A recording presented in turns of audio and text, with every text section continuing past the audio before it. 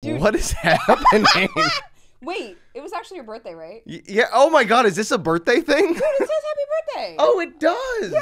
I got longer hair on the side. It covers the eye. I lose my peripheral. Joven, do you mind if I have some of your yeah, sure. Okay. Go for it. My Excellent. probiotic soda.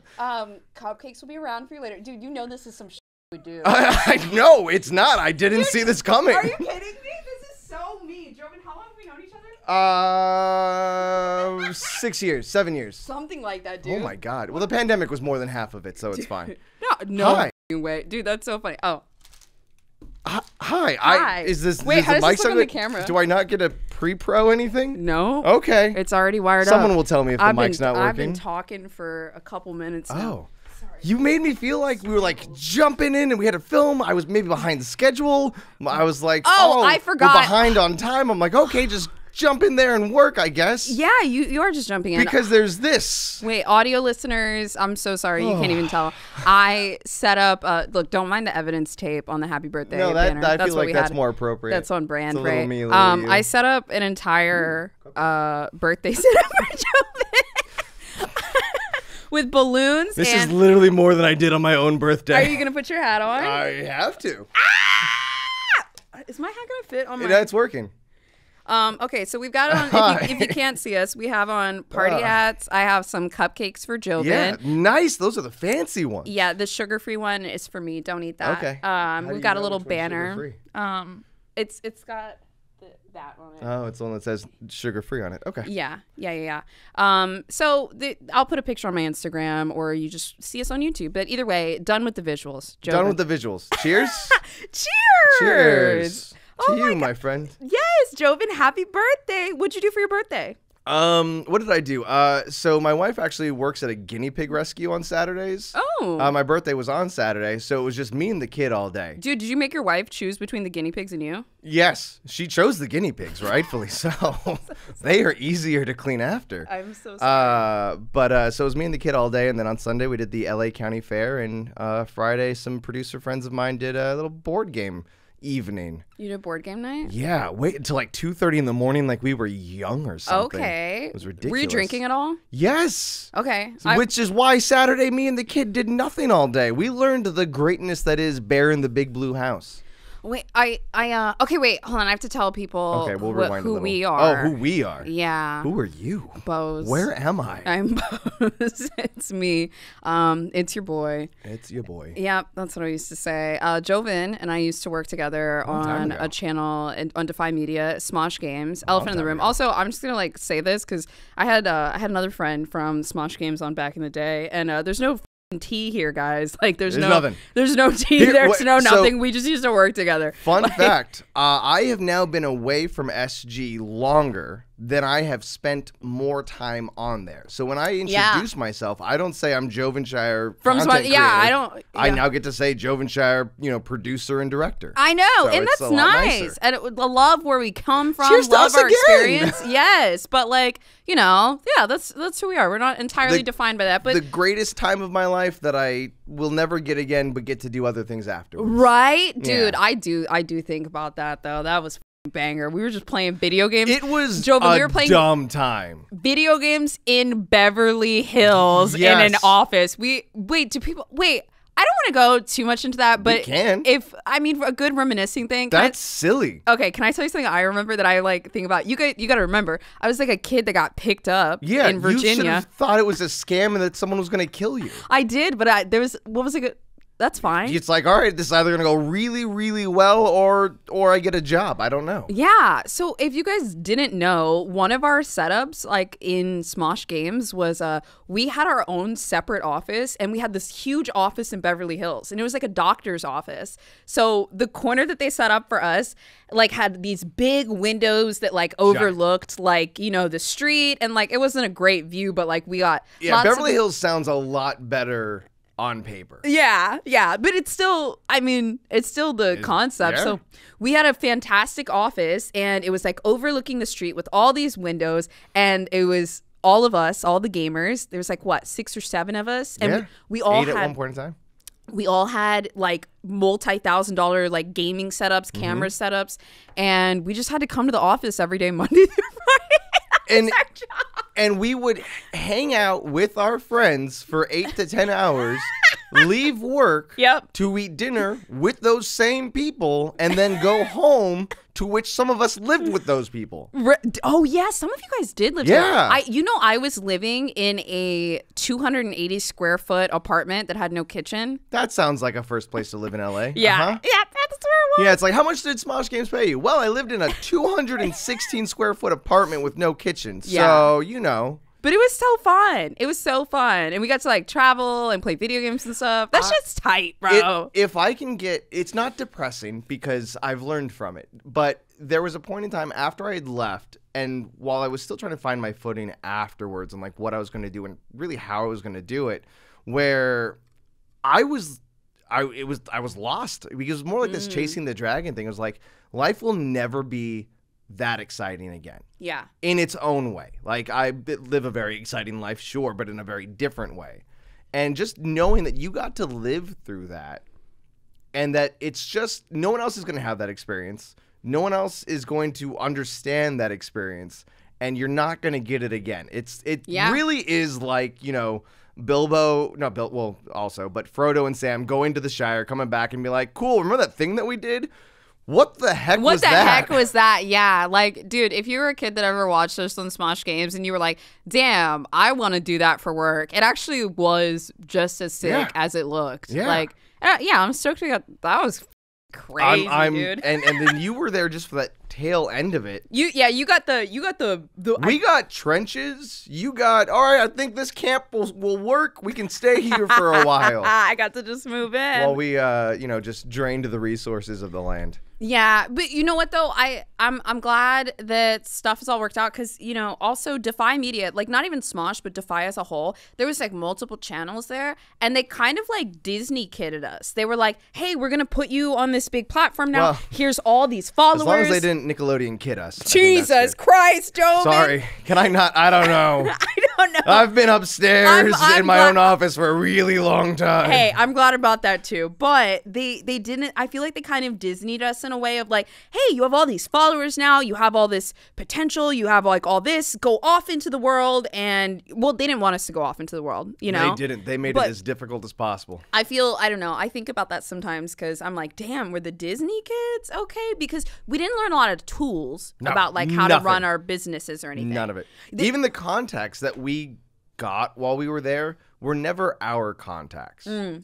And that's something I definitely took for granted, because when I did break off, I was like, all right, I want to see if I can do this on my own. Let me see if I'm only successful because of the name.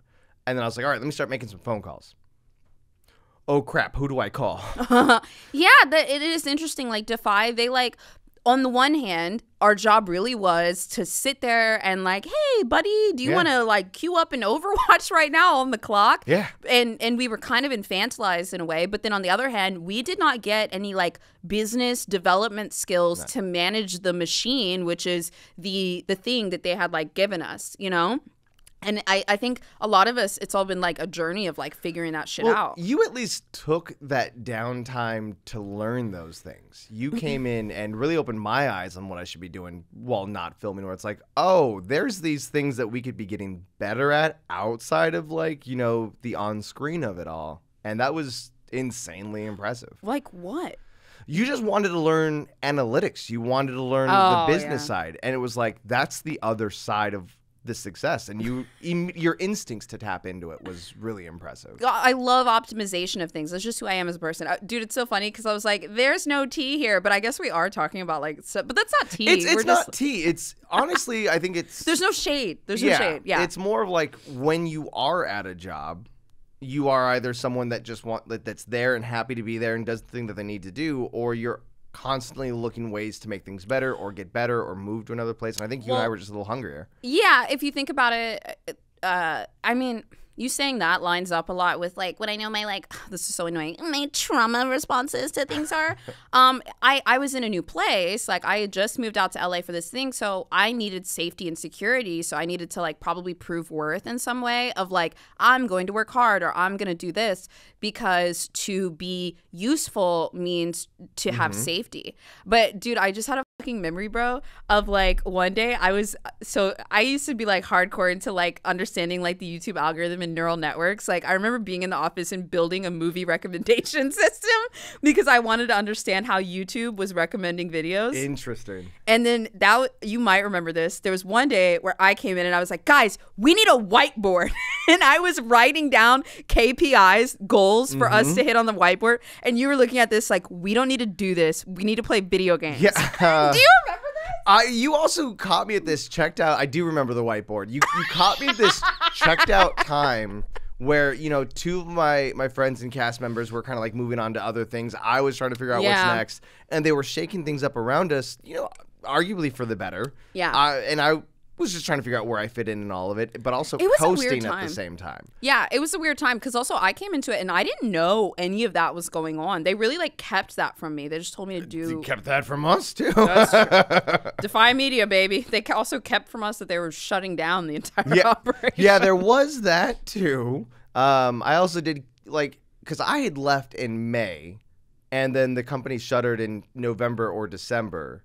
I think it was November, and it didn't really seem like I had left yet, even though I wasn't full-time. I was just coming in for like one-off stuff. So I think it was just all one giant facade. But I don't think we've ever like talked that much about like the shutdown. Like what happened afterwards for you? Like immediately afterwards, or getting like, the phone calls saying, hey, come back. They're shutting everything down. Let's perspective trade. The 3 day, remember there were 2 calls, right?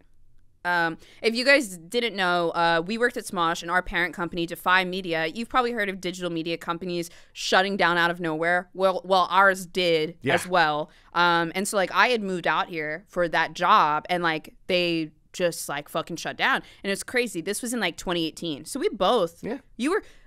Give me your perspective 3 days before the first call, not the second one. Well, by definition, what was the first call? So if you remember, they gave us a call first that said that it was that because of the Warren Act, they had to give us 3 months notice that the facility was shutting down. So that was the first call. Yeah. So during that time, because I wasn't full-time, as I'm trying to remember that part of it, it did seem like almost a comforting factor. I was like, you know what? I saw the writing on the walls. I knew I wanted to do something else. I had told so many other people before that not even knowing that this was going to happen, I was like, we would be so lucky if we were fired because of the knowledge that we have and the information that we have. We can go on and get a better job paying more somewhere else based off of just what we know and how to do it. Yeah. And then when it happened, it was kind of like well, get ready, everyone. You're going to get better jobs now with more money. Yeah. And I hope that happened for a lot of people. But again, there was a window to it. It felt like it was so far away. It was going to happen at the beginning of the new year. Yeah. It was so far away. And then the second phone call happened where I was just there one day. You were there the day of the second phone call? Yeah. Oh, my God. I don't know. I don't even think I was filming anything that day because I was a loser and just went back to the same high school I graduated from. And while driving... Wait a minute. You went back to your high school? In this, it's an analogy. I had graduated from Smosh and then still went back just to hang out there. Bro, I thought you meant you were one of the people that like shows back up to your high school with your keys jingling and you were like, hey, teacher. Like, I live too far away to do that, but I probably would do that. I'm internet famous. Also, to give the listeners context, so the second call, the first one was... legally, they had to let us know that the facility would be shutting down within 3 months. It was some kind of California law. And they just did that to like cover their bases. Mm-hmm. And little did we know, we all thought we had 3 more months of work. I remember calculating out my paychecks because we were on salary. And I was like, okay, I'm going to have this much money and I'm going to live very frugally and I'm going to make it. Like that was my thing. And then about 2 weeks later, they actually gave us a call that said the company would be shutting down immediately. So that was the second call. So that's where so you were there. Yeah. So theoretically, I was on the road when the phone call came in because I was there till maybe about noon or lunch, and then I was like, all right, I'm gonna bounce. I started driving back over the hill to where I lived in the valley, and I made it to that top road at the top of the hill. I'm blanking at the Hollywood Road thing. And I get a call from the creative director, and he's like, hey, come back. They're shutting everything down now. and I made a U-turn right at the top of the hill and drove all the way back. I'm like, all right, let's see what's happening. That is crazy. I'm so sorry. I didn't even mean to go down this rabbit hole. I just realized we'd never talked about it, and I was just curious. I think can we do another episode sometimes where we don't talk about all this? It's almost hard not to, because it is such an intertwined place where a lot of us got to spring from, and I think that's important to recognize that it was in the trenches still, right? Like it's. I think it's what prepared us and gave us the right scars to go on to do what we were doing afterwards. So I welcome it more than I might have like a couple years ago. No, exact same. I mean, like anytime somebody like a job like ends, you're gonna look at like you're in a negative place, you know. And then like looking back on it, I'm like, dude, that was tight. Yeah. But do you know where I was when we got the second call? I've talked about this before. You weren't at the office with us. Wait, you were live streaming? Yep. That's what I remember this is like popping off my head. I was live streaming Fortnite on Facebook when we all lost our jobs. Because I remember being in the room, because like we would all do like these emotional photos with like the Smosh Games wall. It's like, but that's right, because you were live streaming. Did you finish the stream? Yeah. Or just the internet cut out. It's like, up, guys. All right, I guess that's the end of the company. I finished the stream. And I remember I was in the room with. That's gonna be the title of your book one day. What? I finished the stream. I finished. No, the title of my book is actually. I can't say right now. Oh, okay. No, I'm just kidding. So I was in the room. I was in the room with Tim, who's the tech director, and Tommy. Yeah, and we got an email from Matt Diamond, who is the big shadowy not see that coming. CEO person, like the person you never hear from at a company. And he said, everyone company call. And I remember it was like at 3:15. Like, why 3:15? It was like, this needs to happen now. Yeah. So it was like a dial in, and Tim and Tommy were like, oh, and I was like, guys, it's going to be fine. I was trying to like keep the energy because I had to continue to be live, which honestly, bro, I should have walked off that stream. Maybe a little bit. I should have walked off the stream. Maybe a little bit, but in hindsight, look at you playing the, violin as the ship was going down. I did. Oh my god.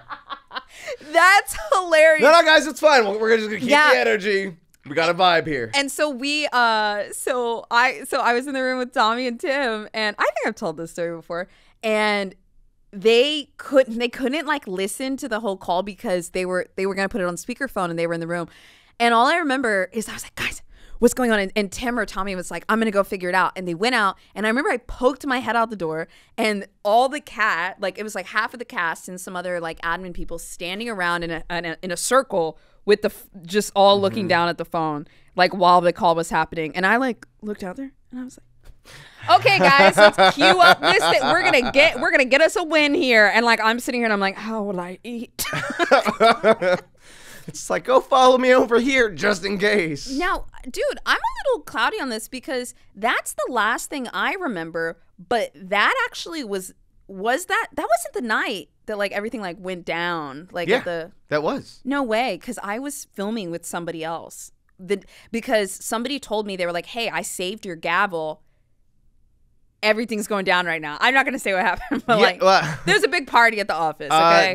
That was 100% that day and evening. Maybe you eventually left and we were all still there, because we were at the office for a while after into the evening. Yeah. It was the most depressing Some of us needed party to use I've ever seen. The cover of night to get stuff back to their home. Dude. Dude, that was really crazy. So what happened afterwards for you? Like in retrospect, it was kind of a fog for me. I think it was a little traumatic. So I definitely try to find the positive in it to like work the situation, because I went into, it's not even that I went into survival mode. I had been away, like not full time. I wasn't taking paychecks for a couple months at that point in time. Yeah. So I used that opportunity because I was getting phone calls. I was getting messages from people being like, oh man, I'm so sorry. Are you doing okay?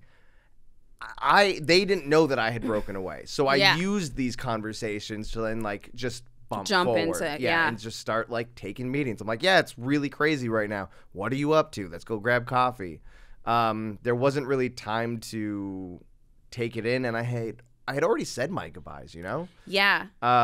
So during that time, because it was like, you know, post-influencer days, I was getting brand deals still. I had income outside of Defy.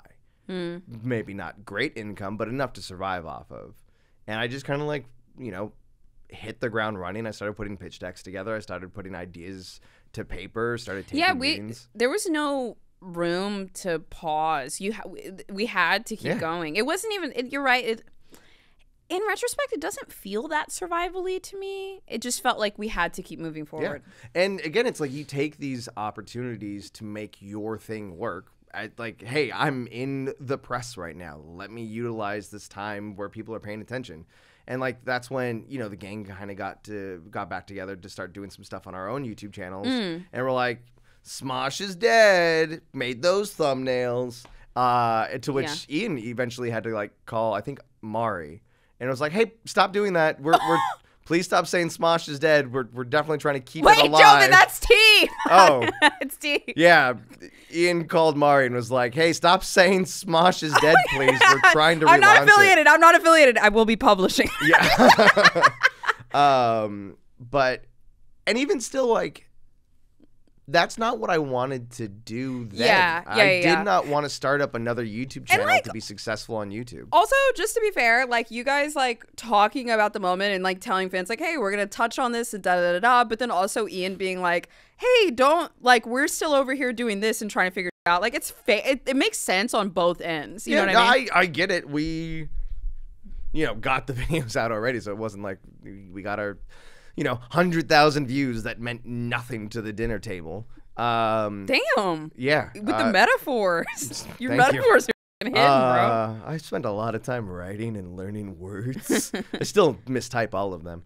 You do. Yeah. But I, shortly after that, had wound up selling a show to Marvel and Fox Next. Oh, that's right. I remember that. So I knew I would be more than happy to create content with my friends as long as it made sense and we had time for it.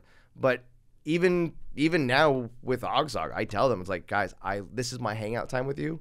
This is not how I'm retiring. This is not my top priority. Yeah. And that's what it was then. So like I sold the show to Marvel and Fox Next. We did that for a couple months. I sold a cartoon and I was just like writing and like taking pitches and doing meetings and just learning. You've always been good at that, dude. You also, can I just say, you have a lot of energy because you do shows with your friends. Like you make money off that, do shit that feels good. Man, you work your full-time job. I needed to hear today. Yeah, you work your full-time job. You have a baby. Yeah. What the fuck? And then also you're still pitching like side projects, passion projects, anything. Like you have a lot of energy. That's impressive. I will still stress myself out at night as I lie in bed and think I did not do enough today. I did absolutely nothing productive. I haven't. Okay, that gives me into the psyche. Yeah, that gets a bigger Joven picture. Wait, before we get into it, I gotta tell you. Can I tell you what happened to me? Yes. After the thing, this isn't an interview. This is my show, okay? Yeah, okay, sorry. Yeah. I'm so used to. Let me redirect. Yeah.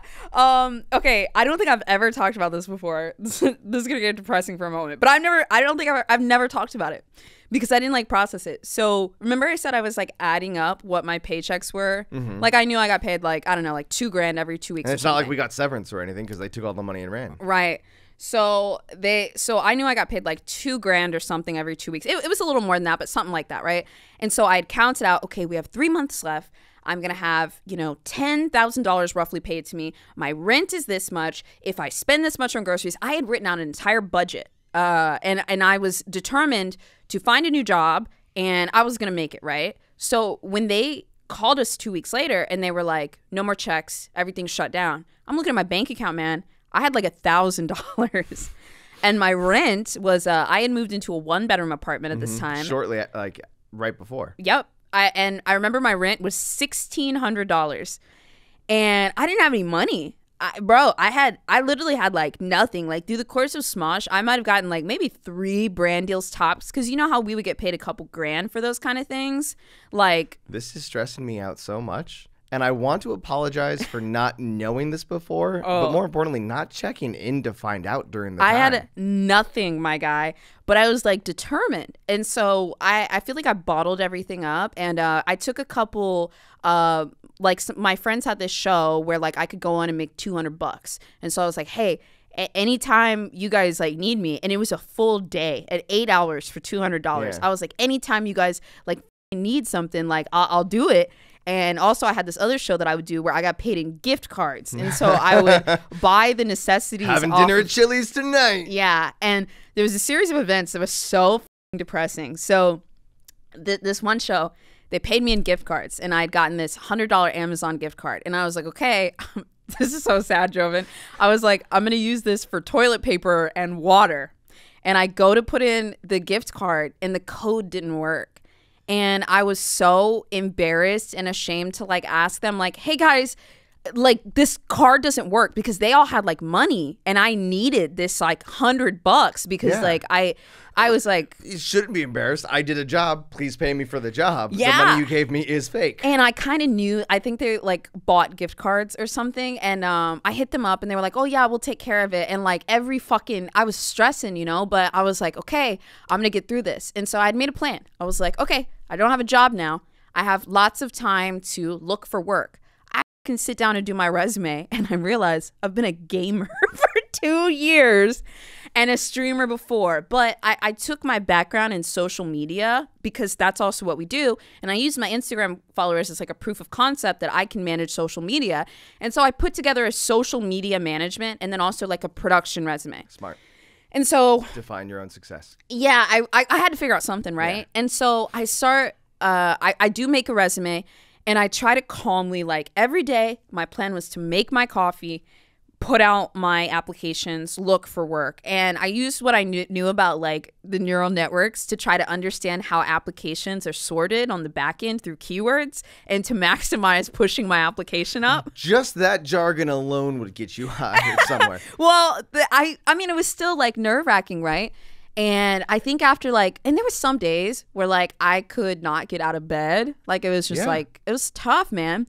And by like the second week or the third week, I'd filed my unemployment, and I knew I wasn't gonna get it for a few weeks. And like, bro, I was like, my family doesn't like have money that I could like borrow money from. And then this is like, I had kept everything bottled up like until this moment.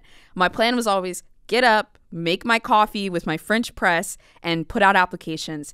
And then one day I was just like anxious or something was going on, and I dropped my French press and it shattered everywhere. And I didn't have any toilet paper. I just had paper towel. I'm not shitting on the floor. Well, I was going to say, if I don't have any toilet paper, I don't know if I'm drinking coffee. Yeah.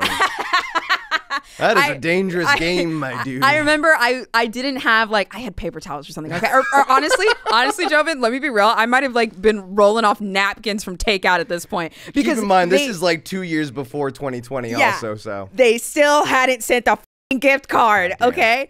And so when I shattered my French press, I broke down. I lost it. It was like everything, all of my sanity was contained inside of this thing where every morning I made my fucking coffee. And like, I absolutely lost it. And my mom had to like call one of my aunts to send me a French press because they like didn't know what to do. And like, that's what happened. Why are you crying so much? My French press. Like, wait, what? Dude. Hold on, what? It was like the one thing that was constant every day. Like when I was like just this is such an important story. It's so sad. Yes, but so important. I think when you look back and you're writing all of your anecdotes down from the stories that made you who you are, like this, I would imagine is one of those moments, because it is a breaking moment. We have to break so that we can fix and be better. Dude, it was fucked up, bro. And then, you know, to level it out, eventually the unemployment kicked in, and I want to say, I think I got a job after like 2 months. It was like at a law firm, and it paid $18 an hour. And I was so happy, because what was important about this was it was the first resume piece in social media, you know? Yeah. And so it was like, if I can just hang on to this, like it'll be okay. And I remember I thought it was a full-time job, or I thought it was at least 35 hours a week. And there was one, like after like a month or so, I'm almost done with this. After like a month or so, the first check was fine, the second check was fine, and then there was 1 week where my check was like $700. Amazon gift card. No, no, it was like $700, and I was like, "Hey, what's up with this?" They were like, "Oh, we were off for a holiday Monday and Tuesday, and you don't get paid on those days, so you only worked 28 hours this week." And I was like, "I can't live off of $18 an hour, clocking in 20 hours." You know what I mean? And then you know what? My superpower, Joven, I don't know if you know this, is just shut down and keep going. I was going to say not a superpower, but keep going. That is, yes. Yeah, it's shut down and keep going, compartmentalize and keep going. So, anyways, that's what happened to me. I've never sold that. Suck, bitch. Yeah, that's again, like, it's terrifying to live through, but when you come out on the other side, you're like, yeah, needed that. Yeah. Can I share a story that's somewhat similar but less depressing? Yes. With more toilet paper? Yeah. With more toilet paper. Everything on my show is depressing. You guys like it. So you had that moment of understanding that all I have is on my resume is like I'm a gamer, and you had to figure out how to like build something else from there. I was pretty far in pitching a travel show actually to this network. I won't mention the network, but I just remember being in this top floor executive like conference room, me, my manager next to me, and like 5 or 6 execs on the other side, one of which was someone that we had been pitching to for a while and made it this far in the pitch. And so we were pitching this very like fish out of water traveling show. Mario was involved too. And while we explain it, we get through the presentation, thought it was going good. One of the network execs looks at the person that has been like moving this conversation along, and in front of me to this person goes, "Well, if we did the show, why the f are we going to hire a gamer to do a travel show?" Oh my God. And I was like, we talk about these broken, cringy, embarrassing, lowest point moments where you just build off of afterwards. Like, that moment destroyed me. Like, I cried on the way home. I got home and cried some more. Oh my Pretty God. sure there was a tear or two in the parking lot because I had left Smosh Games wondering, can I do this on my own? And the answer was very clearly no. Oh my God. I thought you said it was going to be less depressing. So did I. I thought, I'm sorry. And you crying makes me so sad. I could never picture that. Also, because Joven, you know, I like you. I've liked you since the day that I met you. And so you crying makes me very sad. Thank you. It makes me so sad. But it's not, it's okay to cry. Like, I am trying to defend that moment, but it was a breaking point, right? Yeah. And that was where I was like, all right, I can no longer be the gaming person. I need something else. Right. And so that's when I started to like pitch shows differently. I started to develop things differently. I started to apply for things that weren't necessarily what I had been doing up to that point. Yeah. Well, you're a producer. You've always been a producer first. Like, you're creative and a producer. And I just flourished in the gaming space. Yeah. But yeah, gaming is so funny in that sense because like I kind of had the same moment but I soft pivoted to true crime and just made so much sense. It wasn't like same. High scores and dead people. Same. What? No. Is that not what true crime is? No. I've listened to your podcast. That's what it is. It's I'd been doing a mix of gaming and true crime for a few years because I would play League and I would end a game and I'd lose and I'd be pissed and I'd be like, "You guys want to hear a murder story?" So that's how it's, I don't know if you know that's how it started. I did. And I think it's finding those moments just to like bounce from, which is good. So wait, what did you do after that? Like, what was the plan? Because like when I broke the coffee press, I was like, I will never live like this guy. I was like, I can't do this. I cannot do this. I can't have kids and do this. That was like, what was your thought? So paying a mortgage was important because I had decided to buy a condo and then quit my job. Say that with so much regret. I'm glad I did it then because I definitely couldn't do it now. So I think it was just a matter of, because I still had some income coming in because of brand deals and stuff. So it was hitting, I had to look at all of the pitches that I had and find a different angle on it. I'm like, maybe I'm not pitching me for this. I need to pitch the project, and I'm the only one that can do this show because of a specific reason. And even to this day, where I worked, we were hiring for a creative development producer. And I had put in a rec for the job for someone else who came from gaming, and they're like, Why? Like, I need someone that has development. I don't want someone from the gaming space. I was like, you need someone from the gaming space because love that. they look at the content that we did. We took someone else's property and found a way to shift it and present it in a new way that is now more entertaining. More digestible too, yeah. Hire the person that can do that every single fucking time because they are going to take the product that you already have and they will figure out how to look at it differently. Yeah. And so that's what I did on all of my shows, where now it was like, all right, how do we make this feel like a different thing that I don't need to be the face of? I can just present it in a way that no one else can. God, that's the executive producer dream. You know what? You know who I think about all the time? These the Blue Man Group. I literally in my head was trying to like cut you off with a funny guess. Would have never hit that much. Yeah, Blue Man Group and Jabberwockies. You know why? Because they make millions of dollars and they're not even there. You're faceless. They're just somebody pretending to be them. Hire in to be that spot. Yeah, because anybody can be the Blue Man Group after a fucking minute. Where's my Blue Man? Yeah. I get so mad about that. Anytime I see the Jabberwockies at Universal Studios, I'm like, it's not the Jabberwockies. And nobody cares. Nobody cares. It's their executive it's the production. Idea of. That's the dream, right?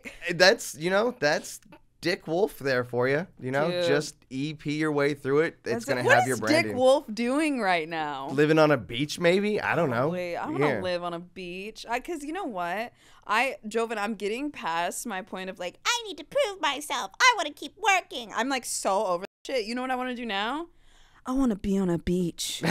I want somebody filleting a fish in front of me while they ask me if these grapes are good enough. So when breaking away from things, having other friends that were like, I want to own my own thing. I don't want someone to take the rug from under me again. Everyone's like, I want to make my own thing. My philosophy couldn't have been the more opposite.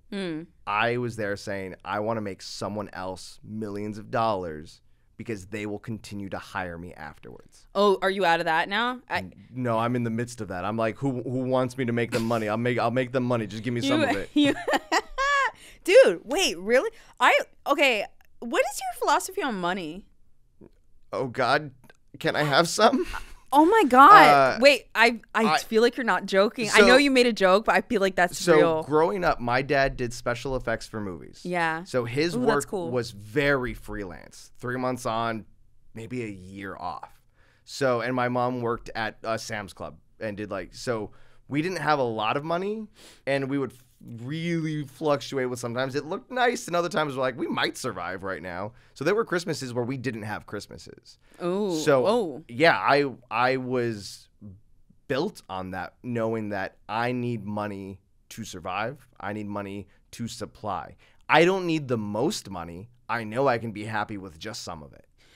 One thing I feel like I've noticed over the years I never would have expected is that a lot of guys I know have an interesting relationship with money. It's like in society, we say that money can define like a man's worth in some sense. And so some guys feel like they need to have that kind of connection with money, but your situation and like how you were brought up and like your early experiences with money define your relationship with money. And understanding your relationship with money is really important. Yeah. Can I tell you one thing I learned about myself with money? Yes.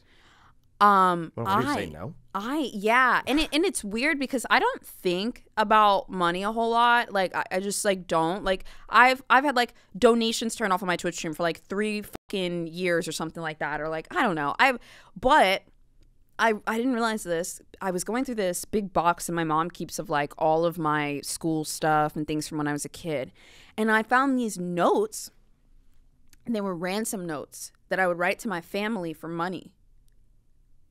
Like someone was going to kidnap you, or you were going to like ransom an idea or like a that of... I was going to hurt my grandpa if he didn't give me money. Okay. I wrote threats to the Tooth Fairy. I wrote, well, rightfully so. And that bitch had it coming. Yeah, like they would like, and I mean like they weren't like full, like they would be very ominous. Lots of like ... dots at the end. Like it'll be like you owe me $2 or $5. ... Leave the money under the door at 2 p.m. ... or else. And then it would literally say Erica B. Tell me again how you got into true crime without telling me you got into true crime. And you know what? I got to dive into that because I don't know why I started writing these letters, but my mom has so many of them. I'm almost disappointed now. We have spent so much of this birthday celebration being able to connect on the things that we already knew about each other. Oh.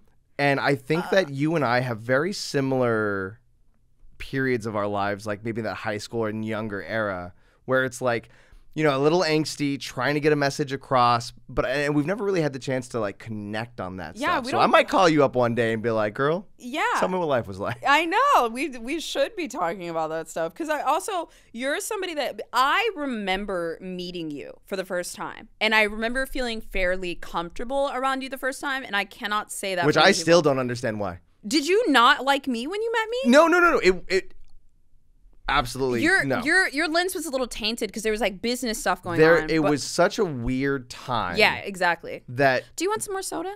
Please, let me get you some. Okay. I'll continue. So, hi, my name is Joven. This is my show now. I find it very difficult to really give the reins to someone else to like run a show because it's what I'm used to. But I feel like this has been. You're in my shot. Sorry. I'll talk to this camera. It's okay. Oh, no, there's this camera now. As you can tell, this is what he does. You tweeted something out one time that just, like, hit so perfectly. Because I think I was on set directing and took a picture and said something like, on set directing today, love and life, whatever it was. And then you responded back saying, you always know Joven's directing because he's, like, standing a little straighter than normal and is holding his cup of coffee and never puts it down. Holy shit, I probably did say that because Literally you do looking do that. at my phone, seeing that, holding my cup of coffee, standing, I was like... It's because it's what you like to do. Okay, one thing, not to suck my own dick or anything, but I notice things about people. Oh, cheers. I notice things about people, and if I notice something good in somebody, I'll tell them, because I feel like people don't share that. They don't do that. I don't know why, but they should. I'm realizing this right now for the very first time, and thus being able to compliment you like this for the first time. Okay, I'm ready. You came in at a time where I was leaving. Mm-hmm. So you saw this Jovenshire that no one else saw yet. I was putting this aura out there, what I wanted to accomplish, what I wanted to be, what I wanted to do. And the people who I surrounded myself didn't know that person yet. They just continued to see this. So when we discussed what you saw in me at that time, I was confused because no one else did. Because you're always around your coworkers that you came up with. My core friends that have known me for a decade. Are always on the same level. No, I see like an executive producer, director type person. Because you're right, that was my first impression of you. And that was very confusing for me at the time. I still see you that way. That is very confusing for me at this time. Well, that's interesting. Then how do you see me? Because my situation's changed. It is slightly different. You do have more toilet paper than you did before, which I am very proud of. I got a lot of toilet paper, Joven. I have told you this before, and I continue to tell other people that don't even know about Smosh Games, I share this with, is that you showed the world what you were supposed to do. BOZE'S versus the world. I get it now. That's okay. Good. Yeah. You showed the world what digital media is supposed to do for the creator. You got in there, you took the opportunity, and you took the money, and you learned everything you could, and you took every opportunity that was associated with that success to then turn it into the next thing. It's interesting because you think about it from a digital and like a more business kind of thing, but you know what? I think personally, what I think I lucked out on is I need attention. Okay. Attention or tension? Attention. Okay. I need attention. I needed more attention in my life. Well, and here's the thing. I don't do what I do because I want people to give me attention.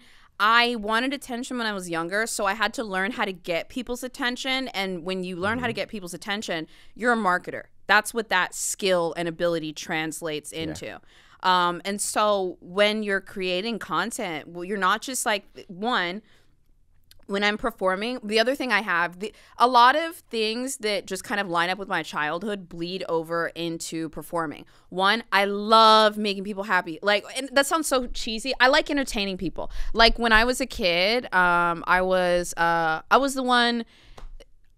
I was the youngest person in my family by like decades, and so I wanted everyone to be smiling and happy because my family was very depressed, and so I would, hey guys, da da da da, like very Turn the vibe around. yeah, kind of thing. very Jeanette McCurdy, right? And if I failed, I felt sad because I didn't feel useful. So as an adult, that translates into me being a performer because I want everyone to smile and be happy. And even though this is kind of like a trauma response for security, you fucking take your trauma responses and you turn it into something positive, right? Yeah.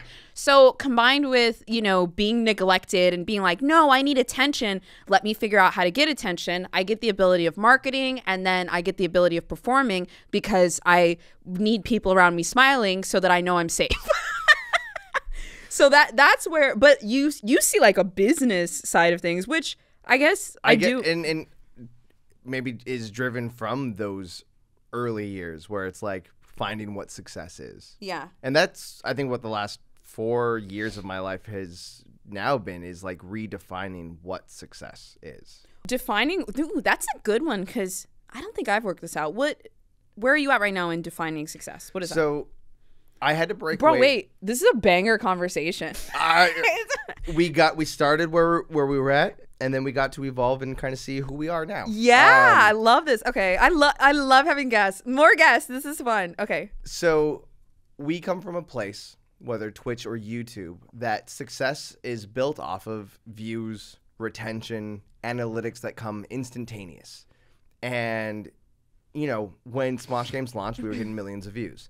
We launched, you know, our individual channels months after, and we would get 200,000 views, 250,000 views, and be like, that's a failure. Why am I spending time on this channel? It's nothing in comparison. Wow. I would kill for those numbers now, right? Mm-hmm. And so understanding that, let's say you launch a YouTube channel and it gets 6,000 views a video or something. It's understanding the successes that it took to get that 6,000 views when someone can't get 100, or understanding, you know, the business side on how to turn that.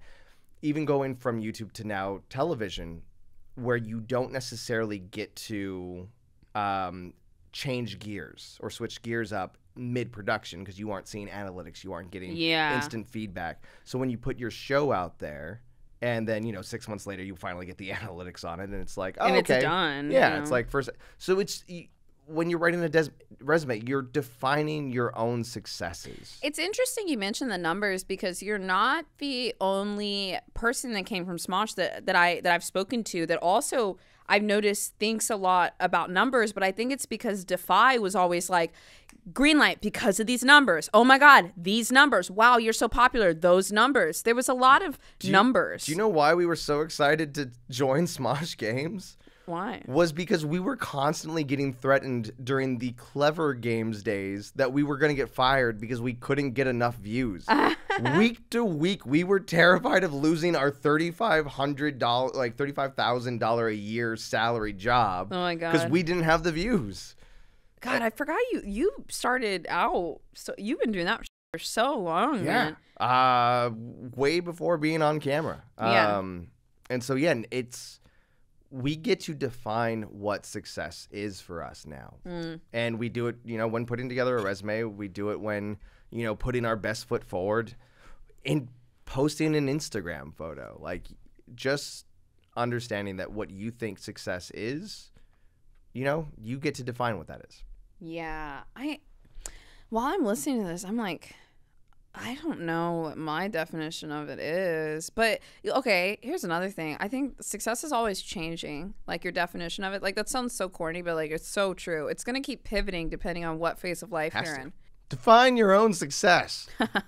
Just so you guys know, we had a mini technical issue, so we kind of stopped for a second. But I hit the button that said "Do not push." You know, he always does that. He always does that. God, I really don't know. I don't think about success anymore because it doesn't feel attainable. You know what? For me, the bar is always moving, and I think I keep doing that to myself. But one thing I'm working on is putting a lot less like pressure on myself. Because you know what I like doing, Joven? I like fucking chilling, bro. I like it now. I used to be like, I want to work 8 or 10 hours a day. And I don't want to do that anymore. I went on a vacation recently, and it was very relaxing. And I want to work less because I'm at a spot where I can do that. I'm at a comfortable spot where Like, I like my friends. I like my life. I like my pets. I don't have to do too much. I had nothing a couple of years ago, and now I have all these nice things that I've worked for, and I want to enjoy them, because just like we remember Smosh Games and how cool it was that we were just playing games with our friends for work. I'm able to reminisce on that, but I feel like I didn't really like savor it and let it like sink in a way. And so it's like, what if I look back on this period of my life and I feel like I didn't savor it, And so that's what I'm trying to do now. Yeah. Does that make sense? It makes perfect sense. Mario and I would always quote that, that last line in The Office where it's like, I wish someone would have told me we were living in the good old days during the good old days. Yeah.